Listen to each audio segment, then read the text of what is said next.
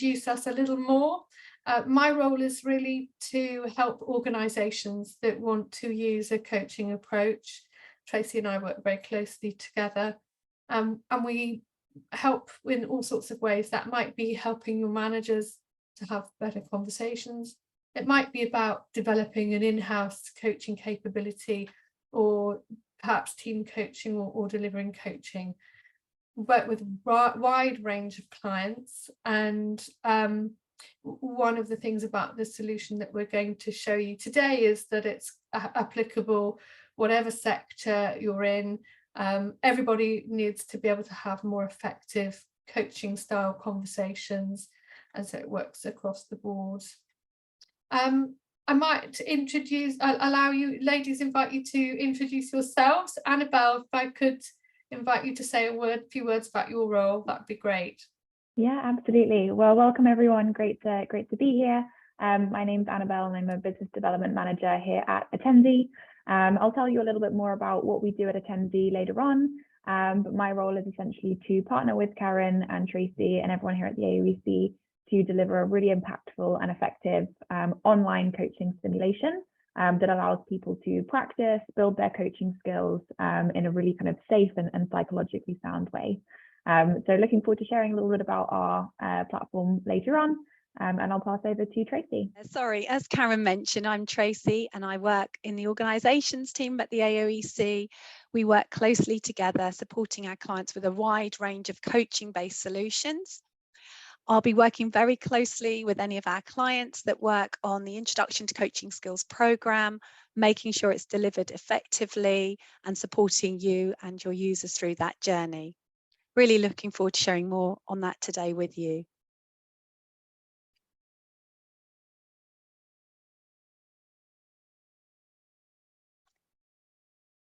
If we could go to the agenda. We really want to bring to give you a sense of our gamified coaching programme. We're really excited about it because it's a way really of democratising coaching and bringing training to a wider population in a fun way, and also in a way that allows people to repeat the learning and to practice the learning. We want to really share the benefits with you, and one of the key benefits is around being able to have data on users and progress, and we're going to show you some of the data that we can provide from this solution. Annabelle is very kindly going to demonstrate the skills application and the coaching simulation. So basically the solution has two components. One is a skills app, and that allows you in a really safe way to go through a modular format. Each module of games is about 5 minutes each, to assimilate all the skills that you need to have and structure an effective coaching conversation. The second component is we have 3 case studies, which are avatar simulations where you get to put into practice those skills. And we're going to give you an insight into those. They're really realistic and they're also quite challenging. So I think sometimes people who think they know about coaching discover with the simulation scenarios that actually they're much more challenging than you might imagine, and people can get quite frustrated with the avatars. You know, it's easy to forget that actually they're not real people. They're very lifelike. We'll then show you how you could create some data insights and some measurable progress reports on impact and learning for your organisation. And of course, importantly, we'll talk to you about how much it costs, how many people you can put through at different prices, and we'd like to answer your questions as well.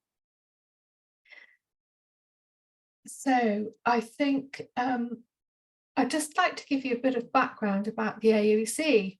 We have a strong capability in helping all sorts of people to develop coaching skills. And I must say that our focus is really in the business arena. So we deal with that complexity whereby someone has an interest in progressing with coaching skills or being the recipient of coaching skills in a coaching situation, but the organisation also is vested in the outcomes of those skills. So that's the context of what we do.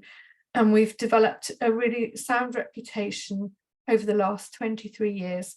In total, we've trained about 14,000 people across a whole wide range of countries. So we really are focusing in that context where there might be a line manager or an HR director who's involved or interested in the outcomes of those coaching skills. We run publicly available skills training programs, and that might be at an just at the level of learning some skills that you can use at work, or it could be about building a strong in-house coaching capability. And we also serve organisations directly with in-house solutions using our team of coach consultants. And so they're really looking at how coaching can add to leadership. We are committed in an ongoing way to providing high quality learning experiences, to being innovative, but also to really working closely with the professional bodies for coaching. And, you know, so one of the things that the online solution can offer is a pathway into a credentialed coaching qualification. We have a desire to build sustainable and lasting results. And what we see from our long-term clients that we partner with is that coaching has a strong role to play in engaging people, helping with their development, helping with retention, and also really just building confidence. So I think being able to use a coaching style is increasingly an important element of all work and leadership conversations, and confidence with that can really contribute to improved results. And the reason why we want to innovate is to really make coaching skills available to everyone as far as and as broadly as we can. So I think it's important as well to introduce our technology partner Attenzi, and I'm going to ask Annabelle to do that. But before I do so, I think it's really important to underline that really in selecting Attenzi as our technology partner, we looked at industry standards and we looked at who we thought was truly innovative in the arena. And so we elected to work with Attenzi based on their track record, based on the quality of the simulations that they've built in other areas of business. So Annabelle, if you would like to introduce Attenzi to us, that would be great. Yeah, absolutely. Well, so Attenzi was founded by the former CEO of the largest gaming company in the Nordics, who had also previously worked at the global consulting firm McKinsey.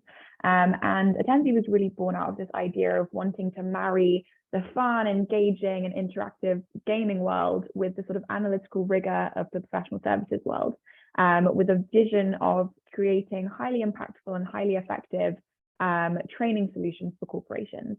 So Attenzi was born, and we specialize in gamified simulation training for organizations. What does this mean? Essentially, we replicate people's learning environments, their working environments, which could be anything from a shop floor, an executive CEO office, a factory. We overlay game mechanics onto the simulations to make it really fun and engaging, and put learners in situations where they navigate real life scenarios, but in a very safe and kind of consequence-free way. We're really proud that we're a global leader in the field. So we have offices globally, and we've served customers in over 140 countries, which is really exciting. And as I previously mentioned, our real vision is actually kind of simulating the human interaction in a really engaging and fun way that makes people want to go back in and repeat. And I'll talk a little bit more about that later. As I touched on, we've got experience developing solutions for a whole host of industries, ranging from kind of hospitality all the way to consulting and financial services. And we really feel that we can support AoEC's philosophy in learning by doing, and are excited to help them sort of digitalize their offering. Thank you, Annabelle. So I'm going to talk a bit about why the AoEC created the online introduction to coaching skills. Well, as Karen mentioned sort of in her introduction to the AoEC, we are really committed to helping clients improve their culture, their employee retention, and also through productivity, through the deployment of coaching skills. We wanted to find a way that we could get a wider reach across organisations. It can be quite difficult and challenging to bring people together from various areas for training. And we wanted to really get that global wider reach. And we also wanted to capitalise on our 20 years plus of coaching experience and look at how we might digitalise that to get that wider impact and scale. We also learned through the pandemic that there was a real need for self-paced learning. Many organisations now are working differently, possibly hybrid working with teams dispersed across different areas, and thought how helpful it would be if we could offer a solution that would allow training to be delivered across different teams that are working very differently. And we wanted to work with a partner to create a learning platform that's fun and engaging. So something people will want to do, will enjoy doing, and that will encourage the repetition and learning. And we also recognise that our clients need to measure the effectiveness of the training that they put in place for their teams. And we wanted to capture the data that users go through when going through the training programme, and share with our organisations some insights around that to help inform future investment for training services, and also really just to demonstrate the return on investment.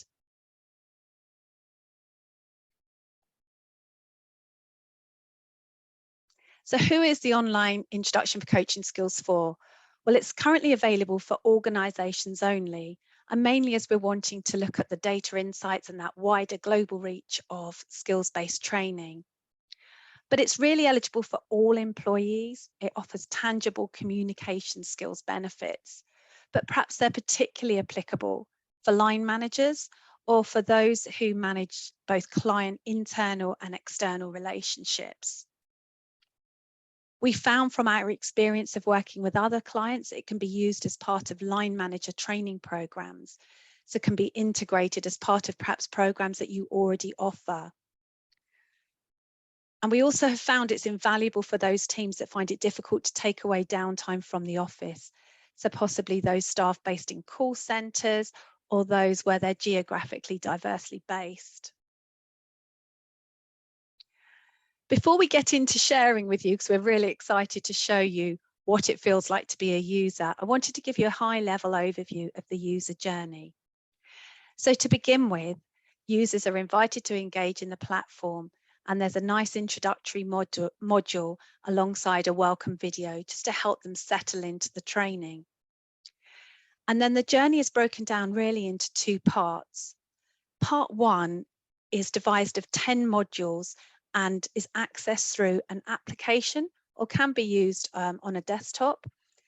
But the idea being that there's a real variety of input, so mini games that include true-false statements, multiple choice, complete the sentence, and it covers the real skills element of what coaching is and isn't, and those very important core skills, listening, questioning, and reflecting. And there's also some input on the GROW model. And once participants have navigated through the skills application, they're then invited to have a go at coaching our avatars. So we have 3 avatars who present with 3 very different but very common workplace scenarios, and they get to have a practice putting those skills into play. And it's in a very safe environment, and it allows them to get some confidence before actually having a go at doing so in real life. And once they've navigated and achieved the appropriate points on both the skills and the behaviours, they then receive a certificate of completion. But what's really great and invaluable about this tool is the users have access for up to 12 months, which means that they can revisit the training during the year and also repeat and practice the behaviour scenarios. And we found with clients we've worked with that's been particularly helpful perhaps if they're preparing for performance reviews, to come on and have a practice of their coaching skills before putting it into practice in real life. So what are the benefits to organisations? Well, I've touched on this a little bit already, but to rapidly upskill employees and to actually align skills-based trainings for teams. As I mentioned, there's no need to take people away from the office for training. They can access it wherever they are. So that could be in the office, or it could be on the go using a fun and engaging application. Employers can also look to embed the tool within existing learning management systems to make it really accessible. And we can consider it, as I mentioned before, with other programs. The gamification aspect makes it a really fun way to learn. There's a variety of different games, as I've mentioned, along with PDF downloads and videos and the simulations. And that really is to keep the users motivated and keen to come back and play. The training's broken down into really small bite-sized chunks, which means it can be fit in against the backdrop of a busy family and work life. But we can also encourage teams to compete against one another, creating some healthy competition to enhance learning by including some leadership boards. And we can also share with you the progress reports that detail playthrough data. So who's engaging, who isn't, what stage are they at with their learning? And also we can look at it at quite granular level. So we can see particular departments, regions, or by job role. And we can also look at that impact of the training by measuring the scores at the beginning of training and comparing it to their end scores before certification. And we can work alongside you, partnering you to create a campaign to support engagement. That could be via email or SMS. So taking that pain away from you and allowing you to receive the metrics from us around how things are going. So what are the benefits to learners? Well, I mentioned obviously being app-based, it's fun and engaging, and they work through the modules in these bite-sized chunks. So the idea is they are looking to be awarded points for getting the right answers, and points are detracted if they get the answers wrong. But it's a really safe place to learn, which is quite empowering. It's also a safe place to learn from mistakes. So unlike in a sort of classroom environment where they're perhaps having to show up in a coaching capacity for the first time, they can do it in the safety of their own home and have a go at getting it wrong and see what happens. And as Karen alluded earlier, that's very lifelike with the avatars, and we're looking forward to sharing that with you a bit later in the webinar. Being able to access it anytime creates that flexibility as well. And it's very easy for users to measure their progress and see how they're doing. It's really rewarding as well to learn new skills, and they're immediately applicable in all areas of life, really, at work and at home. As coaching has that sort of far-reaching impact. Annabelle, if I might hand over to you to talk through the psychological underpinnings of the programme. Yeah, absolutely. So as part of the work that we do at Attendee, we work really closely with clinical psychologists to understand how people actually learn in the most effective way. And I think it's pretty well recognized that learning by doing is the most effective way of learning, but it's not always the safest. And there are generally very high risk consequences for getting it wrong. So for example, you will probably develop great skills from coaching by just jumping in and doing it, but you might have to do several poor coaching conversations with very negative repercussions before actually getting really good. So the best way to create this real experience, but give that safe environment and that space to get it wrong, is by simulating it. Secondly, gamification encourages people to repeat, which drives learning and adoption. So, we've all heard practice makes perfect, and on-the-job training doesn't necessarily give people the chance to actually repeat and build mastery in a skill. But of course, no one wants to go back and do the same training multiple times. So gamification adds that really sort of fun hook that makes people actually go back in, improve their skills, and makes them want to keep playing. Just going to go to the next slide, Tracy. Annabelle, we're now coming towards the demonstration element. So I'm not sure if you're able to get that loaded in the background. Yeah, absolutely. So here we're going to be looking at a demonstration of what it feels like to be a user, looking at the skills element of coaching, and then also give you some insight on what it feels like from a user perspective to have a go at coaching an avatar to really help bring the solution to life for you.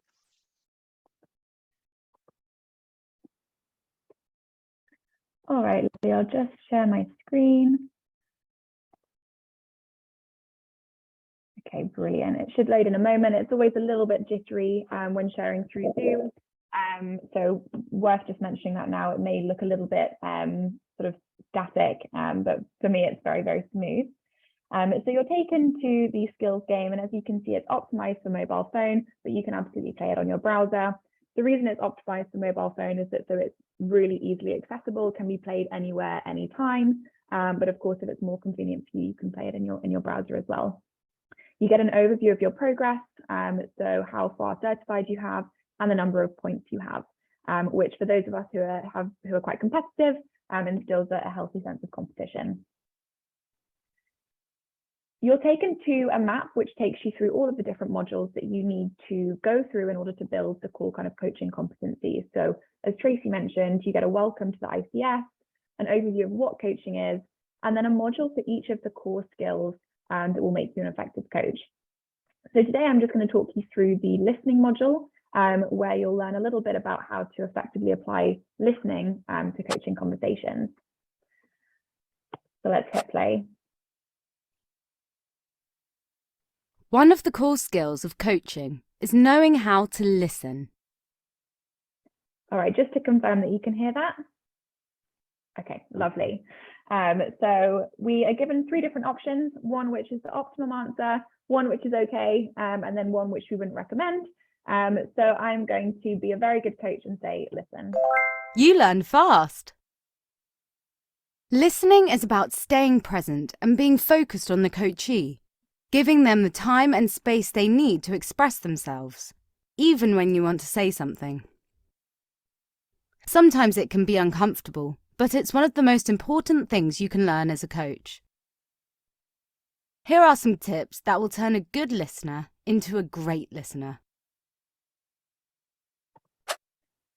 So you'll hear that really gratifying noise when you get an answer right. You see your points tally up in the top left-hand corner, and then you're invited to play through some mini games. So we always mix up the format by which the learning is delivered to keep learners on their toes and keep them really engaged. So before a coaching conversation, how might you best prepare your own mind? I'm going to say turn off your phone. I want to arrive at the room early. And I want to schedule some alone time before I start. Now, I've played this multiple times, so I know what the answers are, but they're designed to be quite challenging, and they're designed for you to maybe get them wrong. And the reason for that is people learn best by making mistakes. And once they get it wrong, they'll have to go back in and repeat in order to get the right score. So I'll show you what happens if I do get one wrong. I'm going to promise myself not to look at emails, which we all know is unrealistic. You get some points detracted, a slightly jarring noise, which really taps into the human psychology of wanting to do our best. You then get a little bit of context about why that answer is as it is. And then you're thrown into a question answer. So should the coachee know how carefully you're listening to them? And you are then tasked with choosing the best option. So I think I'm going to go with yes, active listening communicates that the coach is paying attention. And again, this will probably be quite jittery for you, but good listening takes into account which factors. So I will say pace of speech, loudness of voice, body language, and emotion. Then true or false, the best way to understand what the coachee is saying is to take detailed notes. That's false. And then we get a little bit of context as to why note-taking can become a distraction for you and the coachee. And this, when I first played this, was a really big learning for me because I'm an avid note taker. I take notes a lot in meetings. And it was a helpful moment of reflection to realize that actually it could be perceived a different way to the other people. Now this one I'm going to open up to the room because we were recently at a conference playing this solution with some of the delegates, and not a single person all day got this right. So I'm interested to know what type of body language means that a person wants to change the subject. Feel free to post it in the chat.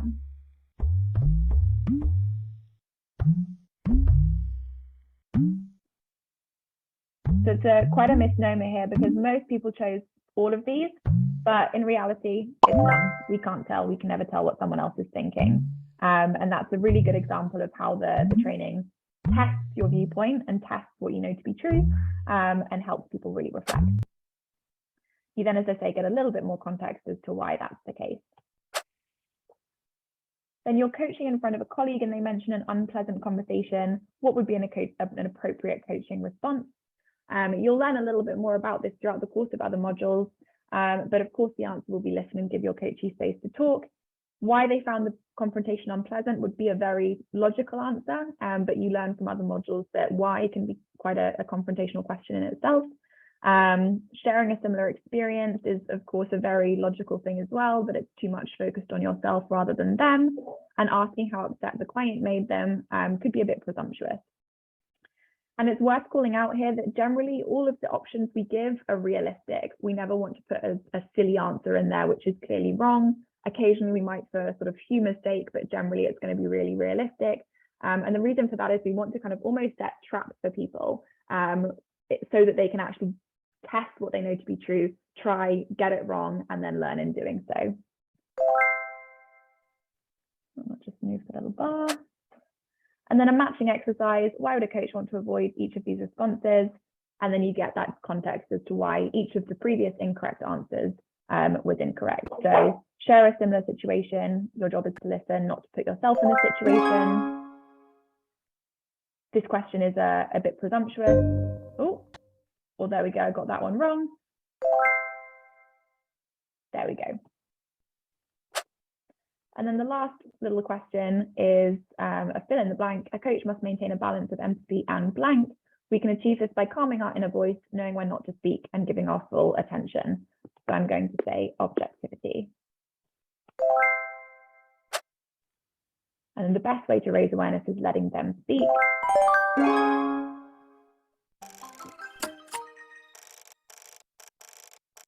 And you'll see that the module's finished. Obviously, that took a little bit longer than it would normally do because I was talking through it, but it's super quick and super bite-sized. Generally, people can play it within a couple of minutes, meaning it's a really effective way of just sort of breaking up their day. They can dip in and out really easily. You get an overview of the percentage you got correct, your total score, and whether or not you certified. So you need 4 stars to certify. It's designed so that most people only get 2 or 3 stars the first time around, so they have to go back in and repeat, which really cements the learning. And then again, for the really competitive people, you can get combos and quick answers to even more bolster your score if that's interesting to you. All right, lovely. Whilst I put up the other simulations, I'll just stop sharing my screen.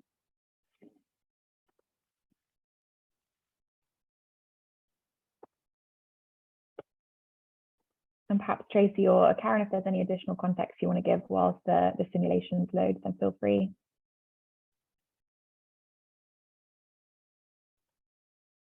Thank you, Annabelle. Worth adding that players need to gain 4 out of 5 stars across all modules in order to certificate.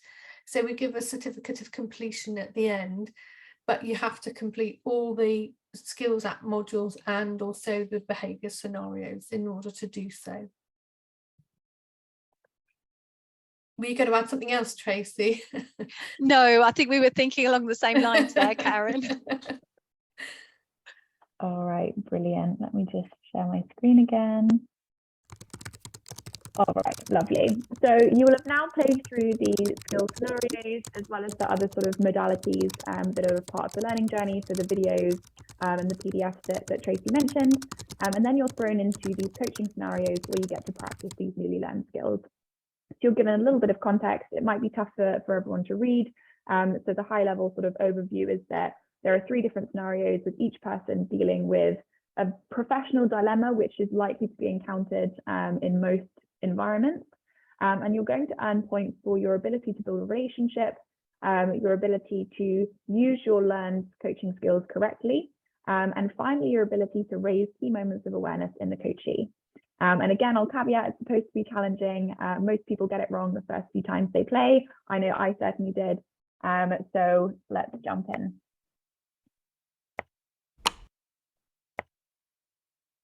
We're going to go through Indy's module. Indy has been passed over for a promotion for the second time, so she's feeling very frustrated and doesn't know what the problem is. You can also test with Daniel and Maria. So Daniel is dealing with difficult team dynamics, and Maria is suffering from imposter syndrome, all of which are scenarios that I'm sure will resonate. But let's take you through Indy's scenario and see how we get on. So she's missed out on a promotion, she feels invisible, and she wants things to change. Let's see if we can coach her.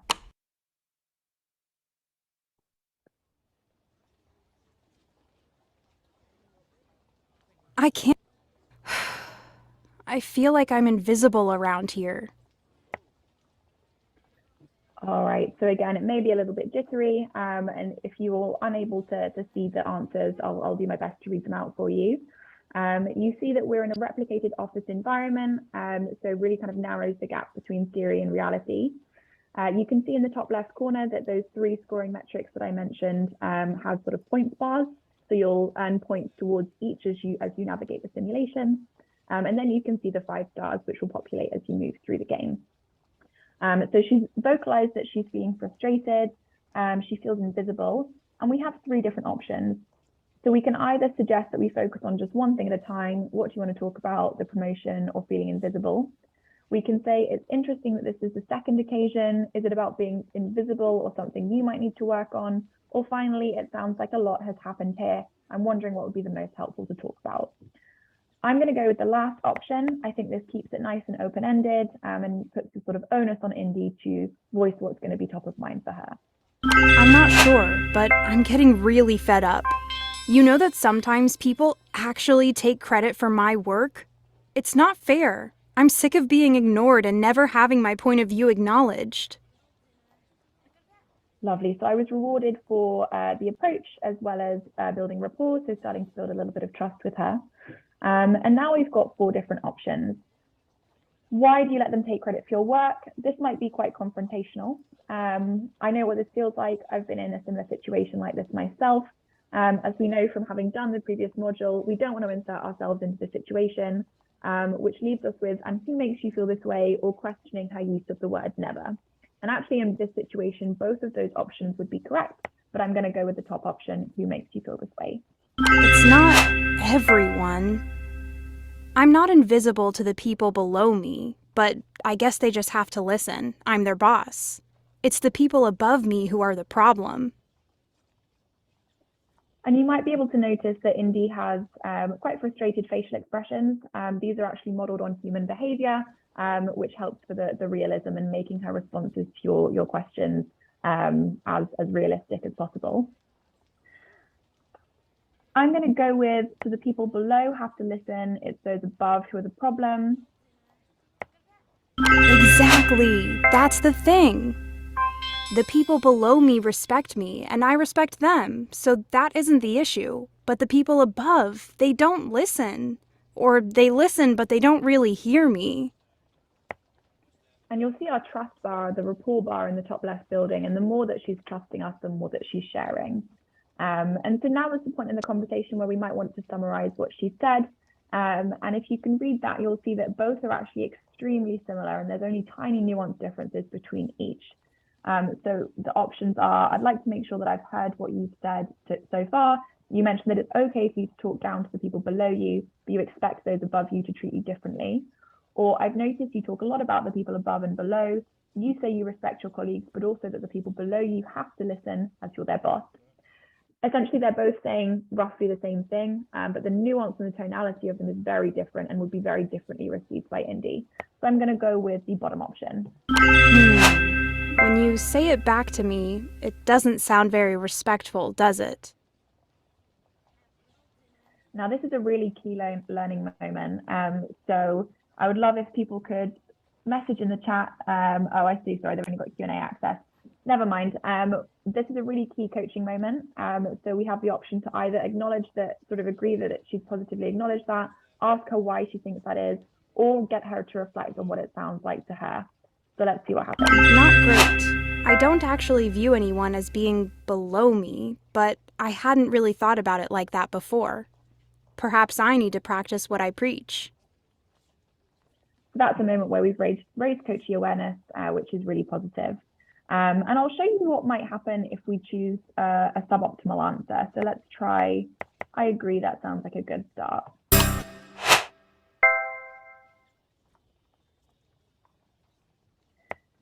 And there's nothing really that she can say to that. So it closes off the conversation.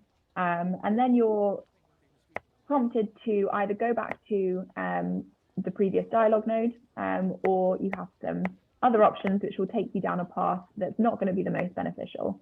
So let's say when you say practice what you preach. I could spend some more time listening to my colleagues too. I can't really be annoyed at feeling invisible if I'm not putting the same effort in with others who might want to feel heard. And I probably shouldn't refer to people as being below me either. It's almost as though I've internalized the company hierarchy, and I hate hierarchy. It should be about mutual respect and being acknowledged. All right. And so again, we've got 3 different options. And I think the most lucrative will be, what would it look like to be respected and acknowledged by those who you referred to as being above you? And you'll notice that when we got an answer wrong, we weren't given any immediate feedback beyond her reaction, because that really replicates real life, and it encourages you as a learner to really reflect and think on the answer that you chose and why it was incorrect. And of course, makes you want to go back in and repeat. Well, for one, they would make time for meetings, and they wouldn't cancel at the last minute. And then when I'm in meetings, they would hear me. I don't mind if they agree with me or not. It's back to that sense of acknowledgement that I exist. All right. In the interest of time, I know that we've probably got a lot of questions to cover. I'll wrap up there. Hopefully that gives you a little bit of a taste of what you can expect from some of the simulation scenarios. If we were to play through the whole thing, you would also get some detailed feedback based on the answers that you gave at the end, which provides some context before you then go back in and repeat and try again.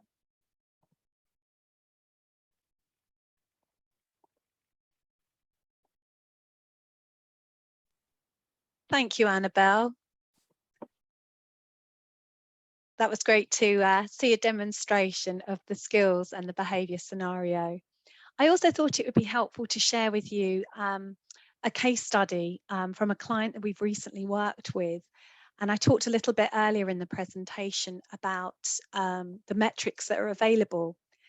So with this particular client, we compared the average first scores and then compared them to the last attempt, the scores achieved on the last attempt. And what we were able to identify is that knowledge gap was closed by 76%. And in looking through that data, we noticed that users were playing the modules an average of 4.1 times.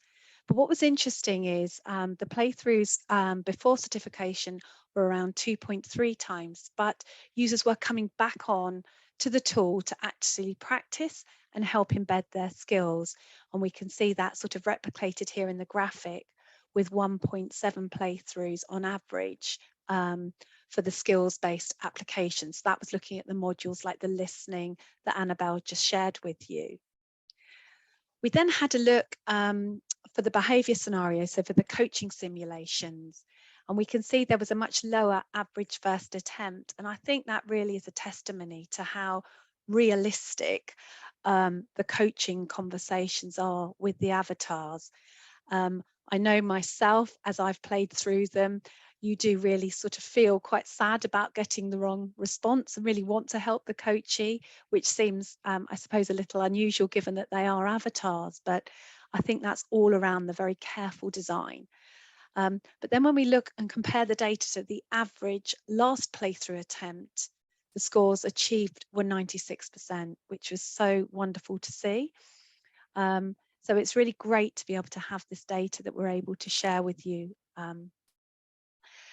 And also, following completion and certification, users are taken to an evaluation area to actually provide feedback on how they found the programme. And this slide really just gives some examples of feedback that we've had recently from those using the programme. One I wanted to particularly pick out was really around how much the training impacted their development. And that's a real testimony to the combination of the technology and also the coaching skills training that the AoEC have input into this programme. As well as looking at playthrough data, we can really help you in terms of embedding the solution. We can do that by providing regular progress reports and letting you know how people are getting on with the training, how many times they've played through, and look at their completion status. That really helps us to identify communication plans, which again we can support you with. That could be in the form of an email or SMS campaign, so that we can really get users through the programme and applying those skills in the workplace. All of that information is available readily and will be shared with you frequently throughout the programme.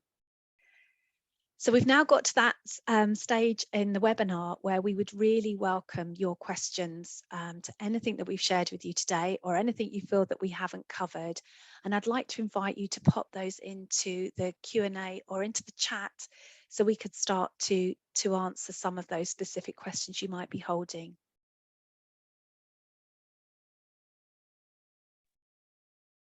So Tracy, we had one question already, which was about certification and whether the programme is recognised by the credentialing bodies. Essentially, when someone completes both the skills app and the behaviour scenarios, they receive a certificate of completion. At the current time, credentialing bodies do not recognise online learning. So I think the certificate of completion gives a real sense of achievement, and it also provides a learning pathway for people who perhaps at a later stage want to move on to a coaching qualification, because often, and certainly with our qualification level training, we do expect some reasonable knowledge of coaching skills prior to embarking on a professional level training program. And so the online coaching skills would certainly enable people to perform well in a professional training program and would satisfy the entry requirements for such. But please do send us further questions.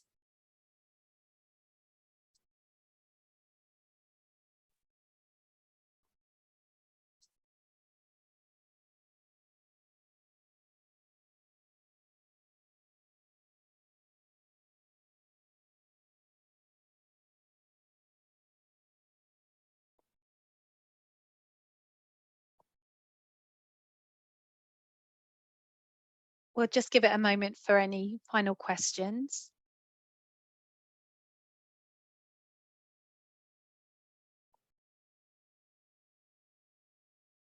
I think one question that I have in my mind is, who would this be suitable for? What types of people do we think would be great to invite into the programme?